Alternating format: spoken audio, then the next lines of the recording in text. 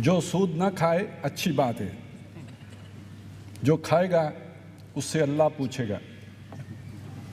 یہ ہماری ریاست کا رویہ ہے اور ہمارے ریاست کے اہم اداروں کا رویہ ہے اسلام کے اس اہم حکم کے بارے میں۔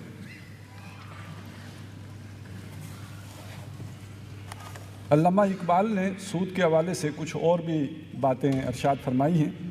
2 اشعار ہیں: از ربا آخر چے می زائد فتن، کس نہ دانت لذت قرض حسن۔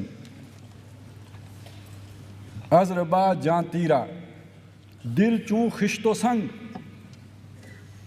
یہ آج دنیا کے اندر جو درندگی ہے، علامہ اقبال کی تشخیص کے مطابق تو یہ انسان جو اس کے اندر یہ پتھر دل وہ ہو گیا ہے تو اس کا سبب یہ سود خوری ہے۔ آدمی درندہ بے دندان و چنگ، اگرچہ کہ پنجے نہیں ہیں، ناخن نہیں ہیں، دانت درندوں والے نہیں ہیں، لیکن آدمی کی درندگی سود خوری کے نتیجے میں جنگلی درندوں سے بڑھ جاتی ہے۔ اب ہمارے پاس 2 ہی مقررین باقی بچے ہیں اور دونوں ماشاءاللہ سے کسی تعارف کے زیادہ محتاج نہیں ہیں۔ میں اب دعوت خطاب دیتا ہوں جناب اوریہ مقبول جان صاحب کو۔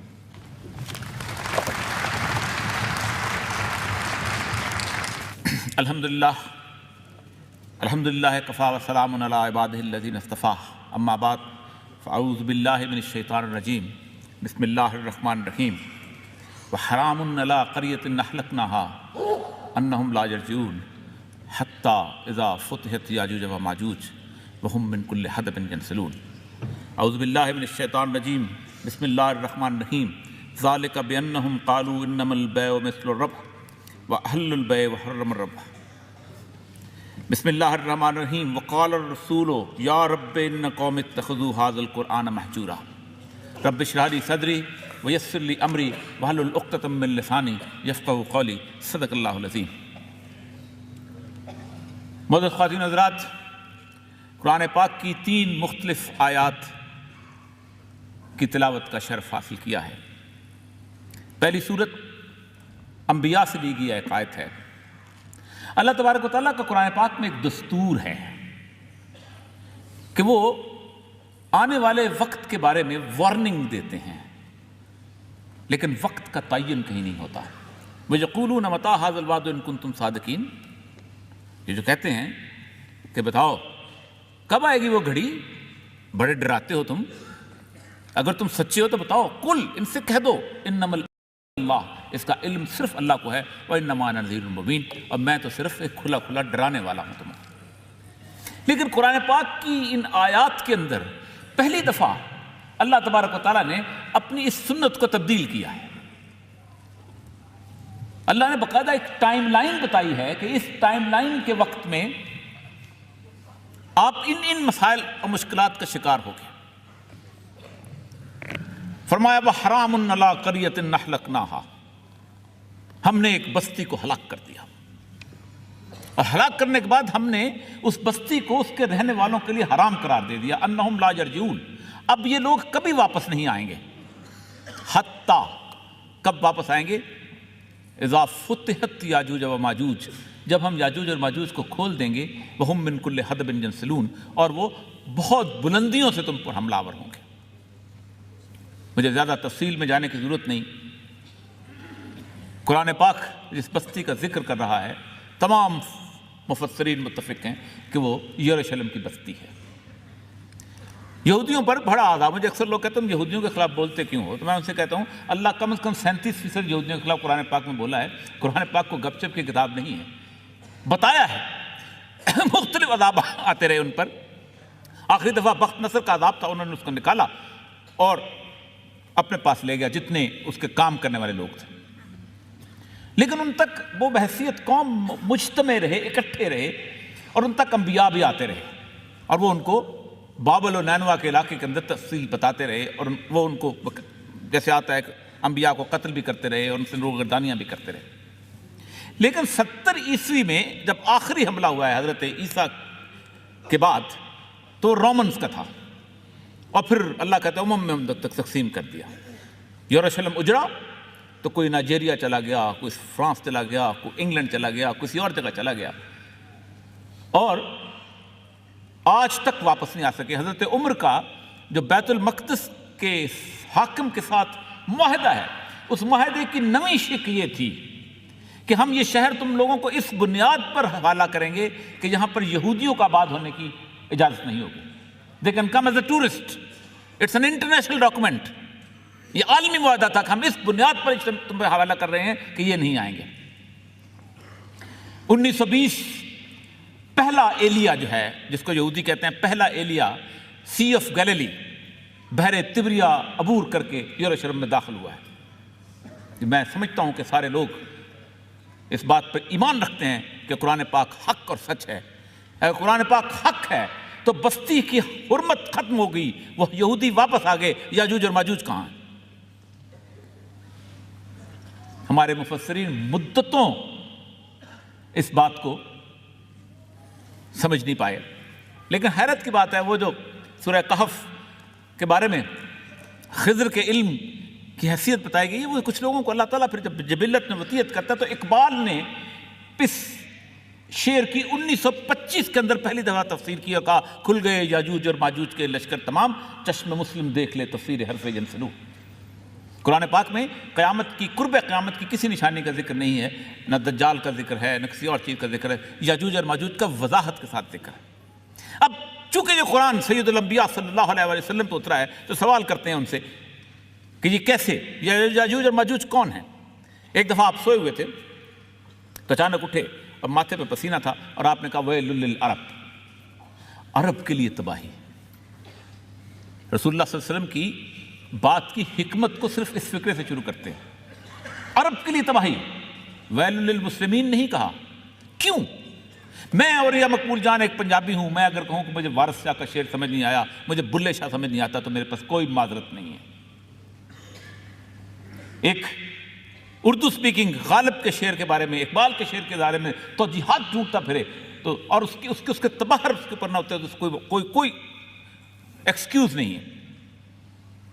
عربوں کی زبان میں اللہ نے قرآن اتارا تھا، اور جو کچھ عربوں نے اس قرآن کے ساتھ کیا ہے، میں نے آخری جو سورہ فرقان کی آیت پڑھی ہے، اس آیت کو اگر آپ سب لوگ پڑھنا شروع ہو جائیں، ایک دفعہ اس کو غور سے پڑھیں، تو آپ یہاں کھڑے کھڑے کانپ جائیں گے۔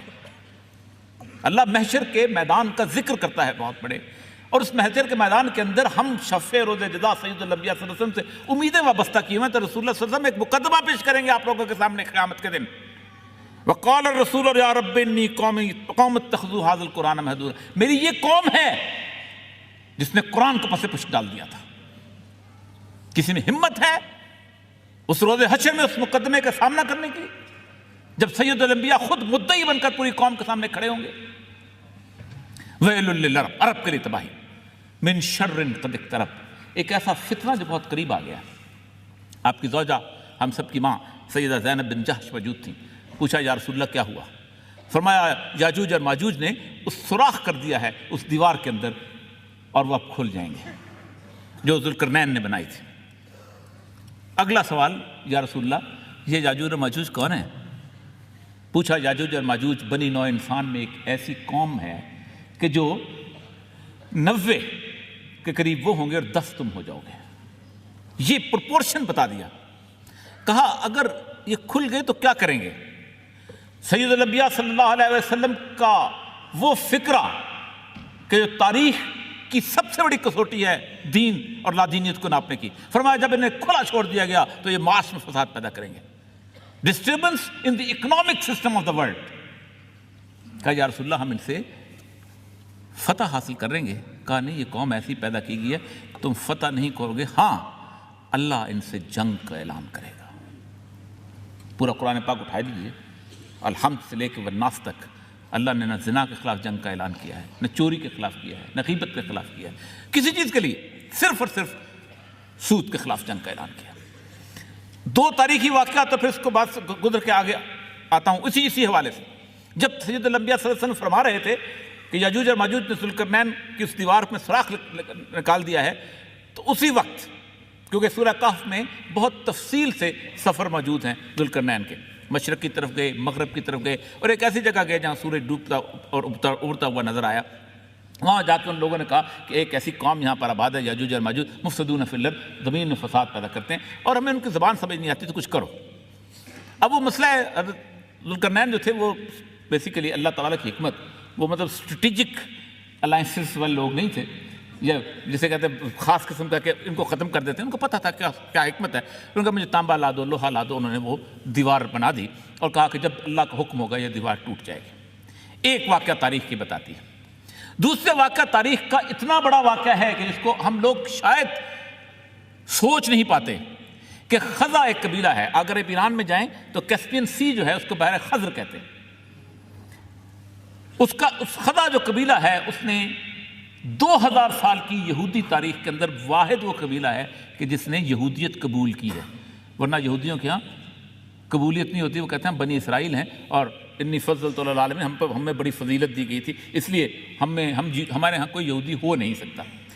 واحد ایکسیپشن پوری دنیا کے اندر، یہ اتنا بڑا ہے، اس کو اب کبھی جا کے آپ نیٹ کے لوگ ہیں، آپ نیٹ میں جا کے پڑھیے گا اشکنازی جوز۔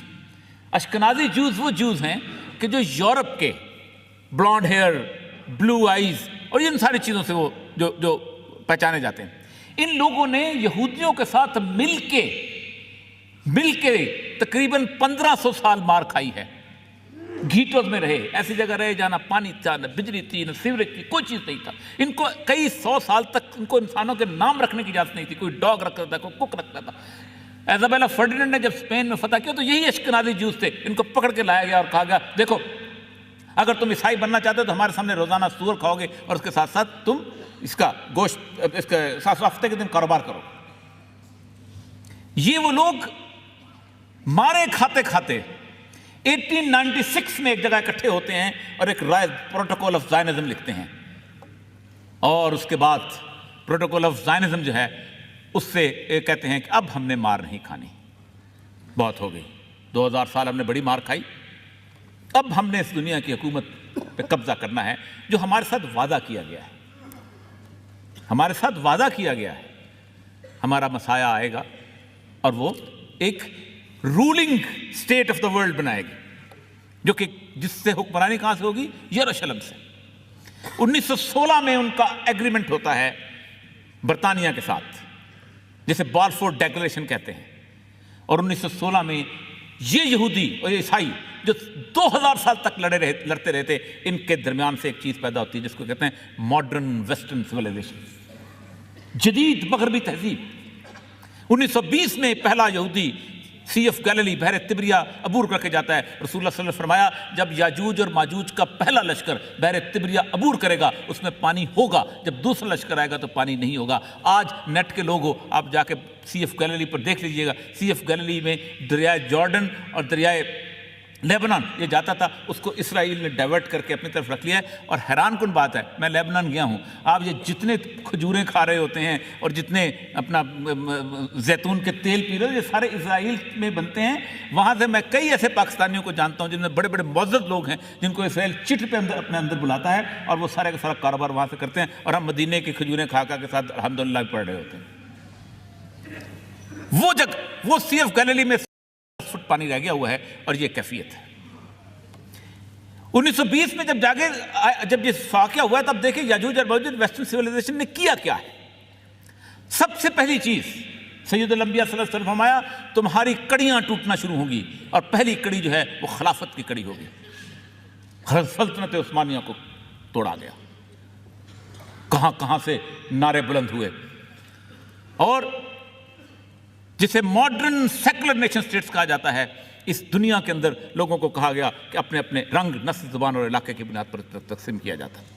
مصریوں نے کہا ہم مصر کے رہنے والے ہیں، ہمیں ہمارا ملک دے دو، ہم بابل و نینوا کے وارث ہیں، عراق ہمیں دے دو، ہم سعودی ہیں، ہمیں نسلی اجارہ حاصل ہے اس لیے ہمیں سعودی عرب دے دو، ہم فارس اعظم کے وارث ہیں، 3000 سال سے ہماری بادشاہت چلی آ رہی ہے، ہم آپ رضا شاہ پہلوی، ہمیں ہمارا ملک ایران دے دو۔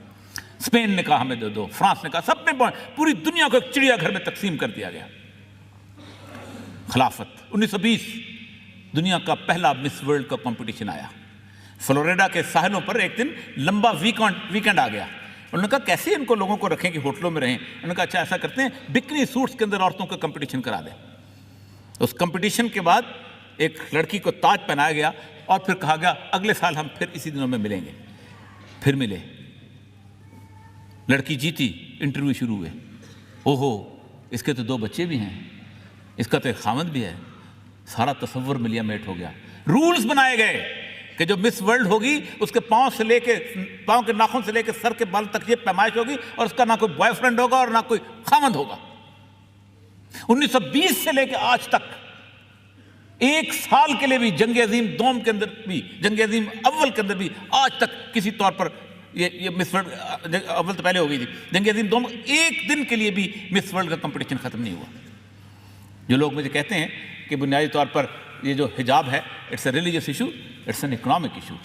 ایک عورت جب حجاب پہنتی ہے تو اپنے پیچھے $110 بلین کی انڈسٹری کو لات مار رہی ہوتی ہے۔ بال کرل کرنے والے اور ہیں، بال رنگ کرنے والے اور ہیں، کوئی مقام عورت کا نہیں سر سے لے کے پاؤں تک جس کو بازار میں لا کے کھڑا نہ کیا گیا۔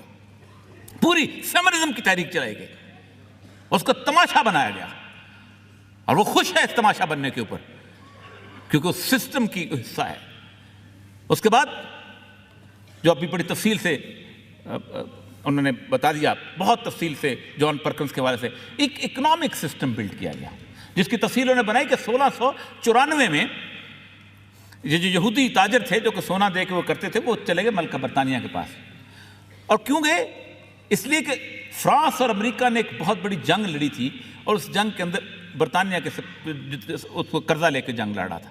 کہا تم اتنے مقروض ہو گئے ہو، ہمیں بینک آف انگلینڈ کا ایک چارٹر دے دو۔ وہ بینک آف انگلینڈ کا چارٹر کے ساتھ یہ کہا تھا ایک مہربانی اور کرو کہ ہم یہ جو پرومزری نوٹ جاری کرتے ہیں، یہ جو چیزیں جاری کرتے ہیں، ہم اس پرومزری نوٹ جو ہے اس کو ہمیں جائز قرار دے دو۔ اس پرومزری نوٹ کو گورنمنٹ کی اتھینٹسٹی حاصل ہوئی۔ آپ کو پتہ ہے کہ جو یونائٹڈ اسٹیٹس آف امریکہ کی جو ٹریجری ہے وہ امریکہ اس کا مالک نہیں ہے، بل کلنٹن اس کا مالک نہیں تھا، اوباما اس کا مالک نہیں ہے۔ 870 بینکس ہیں کہ جو اس کو بتاتے ہیں کہ تم اتنے ڈالر چھایا کر سکتے ہو۔ پیپر کرنسی وجود میں آئی۔ یہ پیپر کرنسی ہے کیا؟ میں نے $50 بلین بازار میں جا کے خریدتا ہوں، وہ $70 بلین خریدتا ہے، وہ $200 بلین خریدتا ہے، ہم $400 بلین لے کے ہم کہاں جاتے ہیں؟ ہم جاتے ہیں سعودی عرب، ہم جاتے ہیں عراق، ہم جاتے ہیں ایران، ہم جاتے ہیں فلاں جگہ، ہم کہتے ہیں ہمیں تیل دے دو۔ 1 لاکھ ڈالر کے سے بھی کم میں بہترین سیاہی لگا کے یہ چیز ڈالر چھاپے جا سکتے ہیں۔ آج اگر صرف ایک فیصلہ ہو جائے کہ تیل پاکستان کے روپے میں بیچا جائے گا تو پاکستان کا روپے میں $80 یا $100 مارکیٹ میں بیچنا شروع ہو جائیں گے۔ بینک آف انٹرنیشنل سیٹلمنٹ جس پر ذکر کیا انہوں نے، جس دن نارمنڈی فتح ہوا ہے اس دن نارمنڈی فتح ہونے کے صرف 4 دن کے بعد برٹن ووڈ کے اندر یہ لوگ جمع ہوئے، کہا اب ہم نے تہس نہس کر دیا ہے، ہم نے دنیا کو رنگ، نسل، زبان اور علاقے میں تقسیم کر دیا ہے۔ اور میں اکثر پاکستان کے بارے میں کہا کرتا ہوں کہ پاکستان وہ خوش قسمت ملک ہے، بہت خوش قسمت ہو آپ لوگ۔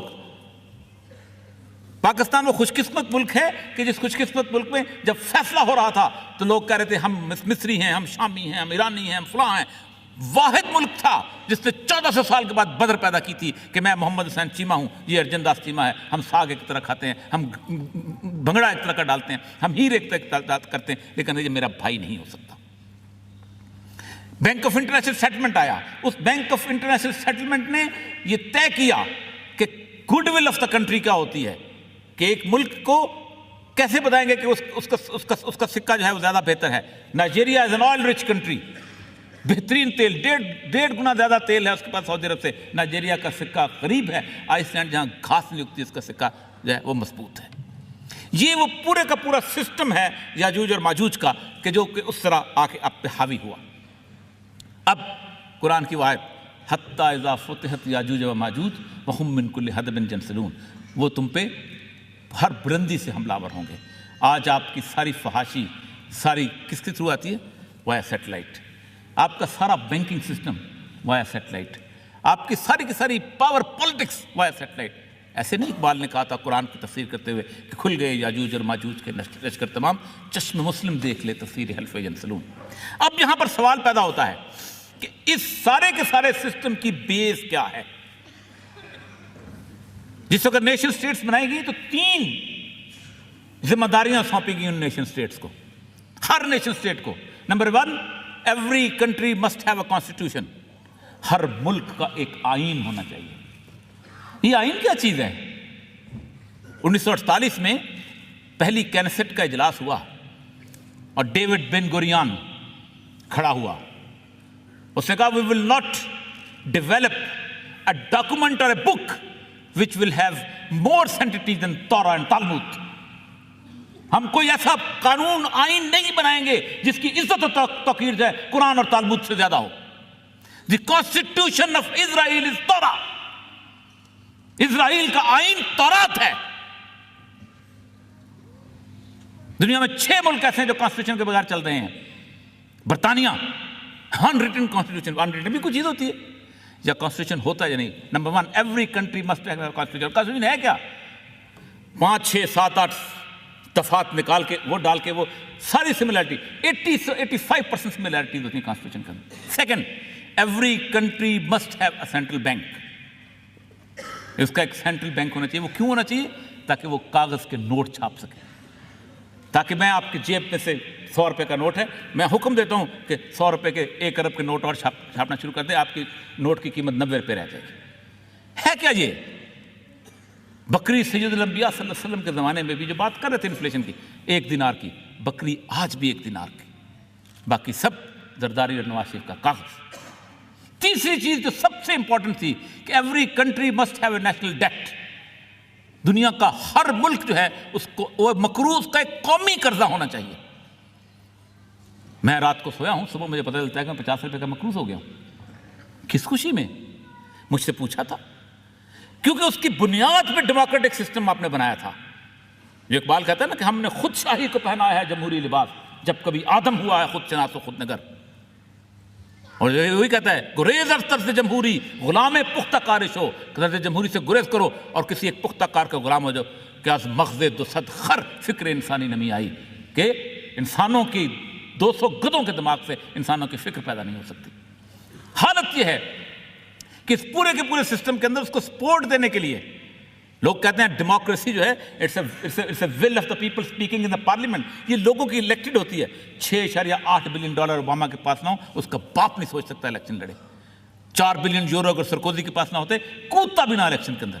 गॉर्डन ब्राउन के पास ना होते, तब भी वो सोच ना सकता। क्यों? फंडिंग। आज आप कहें नॉन पार्टी इलेक्शन करो, कहेंगे ज़ियाउल हक का एजेंट है, फलाने का एजेंट है।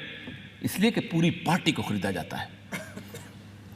$15 ट्रिलियन अमेरिकन जीडीपी, $15,000 अरब, $16,000 अरब अमेरिकन डेट। अमेरिका को कर्जे की जरूरत नहीं, लेकिन दिया गया। ये बनते $31 ट्रिलियन। इन दोनों को मिला के उससे भी ज्यादा $32,000 अरब जो हैं अमेरिका के सरमायादारों ने केमन आइलैंड के अंदर रखे हुए हैं। एक आवाज नहीं उठती कांग्रेस में। एक 1921 से 22 में किसी ने उठाई थी, तो रॉकफेलर का बाप होता, उसने कहा था, you are a dog, you should bark from our side. हमारे कुत्ते हो, हमारी तरफ से भौंका करो। इसको फंडिंग कौन करता है? वो आर्टिफिशियल क्रेडिट क्रिएशन। बैंक जो है वो कर्जा नहीं देता, गरीब आदमी को तो बिल्कुल नहीं देता। जिसको पता चल जाए कि इसकी जायदाद इतनी है कि मैं ही मुझे वापस देता, उसको कर्जा देता है। बैंक भरोसा बेचता है। 10 रुपए का कागज, 10,000 रुपए का कागज गन्ने वाले से चीनी वाले के पास, चीनी वाले से खाद वाले के पास, खाद वाले के पैसे होते होते वो बैंक को जो है वो मालामाल कर देता है। कागज के 323 अरब रुपए की हमारी टोटल सिक्योरिटीज हैं। हमने 980 अरब रुपए के कागज जारी किए हुए हैं। आज अगर आप कहें कि मुझे जो इबारत आपने लिखी हुई है जिस पे लिखा हुआ है कि हिंदू तलब को अदा करेगा, आपको 1 दिन में अदा नहीं कोई कर सकता। आज अगर आप अपने चेक बुक लेके, चेक काट के बैंकों के दरवाजे पे खड़े हो जाएं और कहें हमारे पैसे कागज के नोट दे दो, वो जारी नोट भी नहीं दे सकते। ये है टू का तस्वर। ये पूरा बैंकिंग सिस्टम है। 45,000 कॉर्पोरेशन हैं दुनिया की, जिनको 500 कोर कॉर्पोरेशन जो हैं वो उनको गवर्न करती हैं, और 20 बैंक हैं जो उनके अंदर इन्वेस्टमेंट करते हैं। और अब तो कंपनीज बड़ी और किस्म की हो गई हैं। आपने यहाँ कंप्यूटर खोला हुआ है, आपने 10 लाख, 15 लाख, 20 लाख और वो किया हुआ है, आप जहाँ से ये गल्ला वहाँ से रोक लो 1 घंटे, एक साल के लिए या 15 दिन के लिए, ये वहाँ ये रोक लो, ये ऊपर हो गया, ये नीचे हो गया, आप कुछ नहीं कर रहे। اس پورے بینکنگ سسٹم کو 2008 میں مکمل طور پر جب ختم کیا گیا، جب تباہ کیا گیا، کس نے تباہ کیا؟ اس کے اندر انہیرنٹ فالٹ تھا، کیونکہ یہ ببل تھا، یہ جب برسٹ ہوا تو مجھے بڑی حیرت ہوتی ہے، مجھے بڑی تکلیف ہوتی ہے، مجھے بڑا دکھ ہوتا ہے کہ پوری دنیا میں اس کو سپورٹ کرنے کے لیے اسلامک بینکنگ وجود میں آ گئی۔ کیوں؟ ہم تمہیں راستہ بتاتے ہیں، ہم بتاتے ہیں کیسے اس مسلم امہ کو بیوقوف بنایا جاتا ہے۔ 37 آپ کو پتا ہے کہ دنیا کے تمام اسلامک بینکنگ کے اندر ماہرین گورے ہیں آج کل۔ ہیلا 1، ہیلا 2، ہیلا 3، ہیلا 4، اس پورے سسٹم کو کی بنیادوں کو استوار کیا۔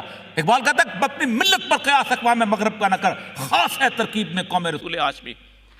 مجھے جب جمہوریت کا مجھے جب کسی اور کے شخصیات کا یونیفارمٹی آف کلچر کی بات کی جاتی ہے تو میرے سے میرا شناخت چھینی جاتی ہے۔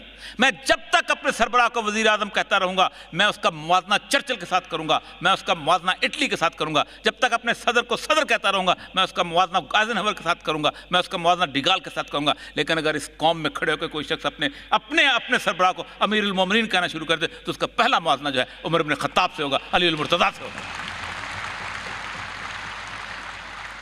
جب تک ایک قوم اپنی ٹرمینالوجیز کے اندر زندہ رہنا نہیں سیکھے گی، اس وقت تک یہ آگے نہیں بڑھ سکتی۔ ہم کتنی آسانی سے ایک دوسرے کو آئی لو یو کہہ دیتے ہیں، اس لیے کہ ہمیں اس کا احساس نہیں ہوتا۔ لیکن اگر کسی لڑکی کو یہ کہنا پڑ جائے کہ میں تم سے عشق کرتا ہوں یا کرتی ہوں تو اس کے ماتھے پہ 10 دفعہ پسینہ آ جائے گا۔ یہ ٹرمینالوجیز کا فرق ہے جس کے اندر زندہ رکھا جاتا ہے۔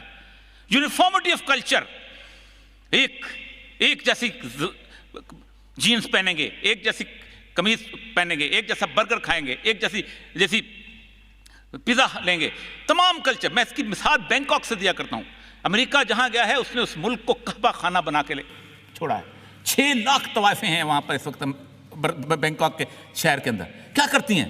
کسی سے $100 لیا، صبح اٹھے، نائکی کے شوز پہنے، YSL کی جینز لی، لپسٹک لی، نائکی کی جینز لی، شرٹ لیا اور پیزا کھایا اور رات کو تھکن لے کے اپنے گھر واپس چلی گئی۔ حلال، ابھی مقرر صاحب نے بڑی مزدار بات کی کہ حلال، میں حیران ہوتا ہوں کہ حلال جو ہے وہ اس جیسے حلال کی سرٹیفکیشن ہوتی ہے۔ کارپوریٹ کلچر کرتا کیا ہے؟ ایمسٹرڈیم جائیں، ایمسٹرڈیم میں دنیا کا سب سے بڑا طوائفوں کا گڑھ ہے جہاں دنیا بھر سے طوائفیں لائی جاتی ہیں۔ وہاں 2 گلیاں ایسی جس کے اوپر لکھا جاتا ہے جہاں حلال طوائفیں میسر ہیں، جنہوں نے زندگی بھر کبھی سور نہیں کھایا، جو شراب نہیں پیتی۔ Is this the concept؟ داڑھی آدھا انچ چھوٹا نہیں رہنے دیتے ہو، ٹخنوں سے شلوار جو ہے وہ نیچے ہو جائے تو ان پہ سوٹیاں مارتے ہو، لیکن جب ربا کا مسئلہ آتا ہے تو کہتے ہیں ہم نے آہستہ آہستہ کرنا ہے۔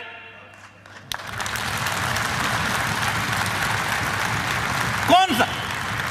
ہم لوگوں سے ٹویوٹا کمپنی کا وہ مالک زیادہ بہتر ہے کہ وہ بینک آج سے تقریباً 50 سال پہلے وہ گیا بینکنگ کے پاس اور انہوں نے کہا میرے پاس مجھے کوئی ضرورت ہے، مجھے پیسے دے دو۔ انہوں نے کہا 480 تمہارے مزدور ہیں، ان کو نکالنا پڑے گا۔ کہا ہم تو نہیں نکالتے، ہم تو بچوں کی طرح رکھتے ہیں۔ واپس آیا، اپنی اولاد کو جمع کیا اور کہا دیکھو آئندہ کوئی بینک سے قرضہ نہیں لے گا، 100% ہمارے ہیں، ان سے 2% شیئر اپنے رکھو، باقی 98% بیچ دو۔ اور اس کے بعد اس نے خودکشی کر لی۔ اس وقت دنیا کی بگیسٹ آٹوموبائل کمپنی 1 روپیہ بھی کسی بینک سے قرضہ نہیں لیتی اور وہ اپنا مال چلا رہی ہے۔ اور اس کے بعد اس کی اتنی وسعت دی اللہ نے کاروبار میں، مسلمان نہیں ہے لیکن اس کو پتا تھا یہ سود کا نظام کی صورتحال کیا ہے، اتنی وسعت دی اس کو کاروبار کہ دنیا کی بگیسٹ آٹوموبائل کمپنی اس لیول کی تھی کہ 1998 کے اندر اس کی ایک گاڑی میں چھوٹا سا نقص پیدا ہو گیا تھا، انہوں نے پوری دنیا سے گاڑیاں واپس منگوا لی تھی اور کہا تھا ہم نقص کے ساتھ چیزیں نہیں بیچتے۔ ہمارے اندر کمیونسٹ سے زیادہ جرأت، دہریے تھے کمیونسٹ۔ 1917 میں جب لینن انقلاب لے کے آیا تو اس نے کہا تھا یہ سود یہ ہم نہیں چلائیں گے، there will be no bank in Soviet Union۔ ہم سے تو زیادہ ان کے اندر طاقت ایمانی تھی۔ اور مجھے سمجھ نہیں آتی کہ اس ملک کے ارباب اختیار کی جو حلف कियानी साहब कभी हलफ भी पढ़ कर सुना दिया करे तो पता चले टांगे कांप जाएं इन लोगों की जो हलफ उठाते हैं। क्या इस हलफ उठाने के बाद जब शरीयत कोर्ट का फैसला आया था तो क्या नवाज शरीफ की हिम्मत हो गई कि वो सूद के खिलाफ अदालत में जाएगा? क्या मुशर्रफ के अंदर ये हिम्मत होगी कि यूबीएल के उसको कहे कि तुम जाके दावा दायर करो? मैं तो इस मसले में ज़ियाउल हक को भी मुर्द इल्जाम कहता हूं। शरीयत कोर्ट बनाई और कहा 10 साल के लिए ये माशी मामलात नहीं सुन सकती, यानी तुम सब कुछ ठीक हो। इसीलिए जब कभी मैं ये आयत पढ़ता हूं जिसमें अल्लाह ताला जंग का ऐलान करता है तो उस वक्त अंदाज़ा कि अल्लाह तबारक तआला ने कुरान जो है इस रहती दुनिया तक नाफिज किया था। इस सारे उलमा इकराम मौजूद हैं, शहीदी साहब मौजूद हैं, दूसरे मौजूद हैं। हर एक महदी आखिर ज़मान पे बिलीव करता है कि वो तशरीफ़ लाएंगे। ये उनका इंतज़ार कर रहे हैं, हम भी उनका इंतज़ार कर रहे हैं, सब उनका इंतज़ार कर रहे हैं। मैं एक सवाल उलमा के सामने छोड़े जा रहा हूँ जो खिलाफत अला मनहाज नबुव्वह की बात करते हैं या इमामत की बात करते हैं। क्या इमाम महदी की हुकूमत वर्ल्ड बैंक की मेंबर होगी? क्या वो यूनाइटेड नेशंस की मेंबर होगी? हरगिज़ नहीं। अगर खिलाफत अला मनहाज नबुव्वह IMF की, वर्ल्ड बैंक की मेंबर नहीं हो सकती तो मेरा मुल्क भी नहीं हो सकता अगर हम वाकई ईमान की ताकत रखते हैं। अर्जेंटीन जैसा मुल्क खड़े होकर कहता है रिपुडिएटिंग द डेट, मैं नहीं देता हूं तुम्हारे कर्जे। एटमी ताकत नहीं है, इसलिए कि तुमने ये कर्जे उन बदजानत हुक्मरानों को दिए हैं। ये फ्रांस में उसकी जायदाद है, ये इंग्लैंड में उसकी जायदाद है, ये जर्मनी में उनकी जायदाद, बेचो और हासिल करो। ये कौम नहीं कह सकती कि ये जरदारी की जायदाद है, ये नवाज शरीफ की जायदाद है, ये फलां की जायदाद है। बेचो, उन्होंने खुद कर्जे लिए हैं, मुझसे पूछ के लिए थे।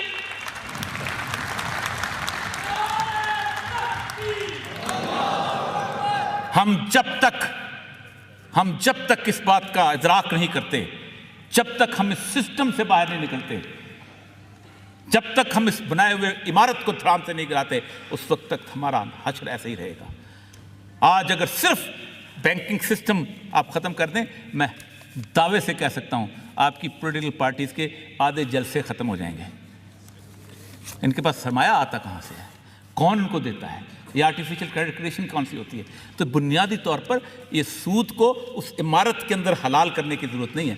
शराब खाने के अंदर मुसल्ला बिछा के नमाज पढ़ने से और ये कहना कि हम ठीक हैं और अब इस तरह रास्ता हम निकालेंगे, इससे रास्ता नहीं निकलेगा। शराब खाना ढाएगा, जब तक ये शराब खाना ढाया नहीं जाता। क्या सैयदुल अंबिया सल्लल्लाहु अलैहि वसल्लम जब फरमाया था कि आज मैं रबिया का खून माफ करता हूं, किसास का, और साथ में अब्बास इब्न अब्दुल मुत्तलिब का सूद माफ करता हूं, क्या अब्बास इब्न मुत्तलिब ने खड़े होकर कहा था कि मुझे कुछ मोहलत तो दो जरा, मैं अपने पेपर्स दुरुस्त कर लूं, मैं कोई रास्ता निकाल लूं? कभी देखिएगा अब्बास इब्न मुत्तलिब का कर्जा कितना था जो उन्होंने दिया था। कहा चचा हुक्म आ गया, खत्म, मैं असल दर भी नहीं लेता हूं कि उसमें शुबा इस बात का है कि कहीं सूद में गलत ना हो जाए। कोई रास्ता नहीं है, कोई तरीकाकार नहीं है। कियानी साहब ने कहा सुप्रीम कोर्ट ये करेगी कुछ? जहां शर्म आनी चाहिए। मैंने उस दिन कॉलम भी लिखा था कि कंटेम्प्ट ऑफ कोर्ट लगती है सरमद जमाल उस्मानी के पर, कि जो कहता है कि जो सूद नहीं लेता वो ठीक है, जो लेता है उसको अल्लाह पूछेगा। तो फिर जब कोई ज़िना बिल जबर का केस आता है उस पर भी कह दिया करोगे, फिर जब कुछ चोरी करने वाला आता है उस पर भी कह दिया करोगे। तमस्खर उड़ाया जाता है इस कौम का। आखिरी एक हदीस सुना के इजाज़त चाहूँगा। सैयदुल अंबिया सल्लल्लाहु अलैहि वसल्लम फरमाते हैं कि एक बस्ती में अल्लाह तबारक तआला ने जिब्रील अलैहिस्सलाम को भेजा और कहा जाओ जाके उस बस्ती पर अज़ाब नाज़िल कर दो। जिब्रील वापस चले गए। कहा मैंने एक ऐसे शख्स को देखा है कि तुरफत ऐन, आँख झपकने जितना भी गुनाह नहीं करता, मैं क्या करूँ? फरमाया अल्लाह के अल्फाज सुने और अपने आप को मैं जब कभी हदीस पढ़ता हूँ मैं कांप जाता हूँ। अल्लाह फरमाते हैं ये वो बदबख्त है जो आबद और जाहिद था, लेकिन अल्लाह के नाम की गैरत पर इसके चेहरे का रंग नहीं बदलता। सोचिएगा, हमारे चेहरों के रंग बदलते हैं लोगों के साथ उठते बैठते हुए। क्या हम अजाब के मुस्तहिक नहीं हैं? ये तो पता नहीं किन लोगों की दुआएं हैं और सैयदुल अंबिया सल्लल्लाहु अलैहि वसल्लम का साया है कि हम बचे हुए हैं। वरना 199 मुल्क हैं नस्ल और रंग की बुनियाद पर रखे हुए। ہم مسجد ہیں. مسجد کے ساتھ جو کھلواڑ کرتا ہے، جو اللہ کے نام پہ بنا ہوا گھر ہے، اس کا عذاب زیادہ ہوتا ہے. وآخر دعوانا الحمد للہ.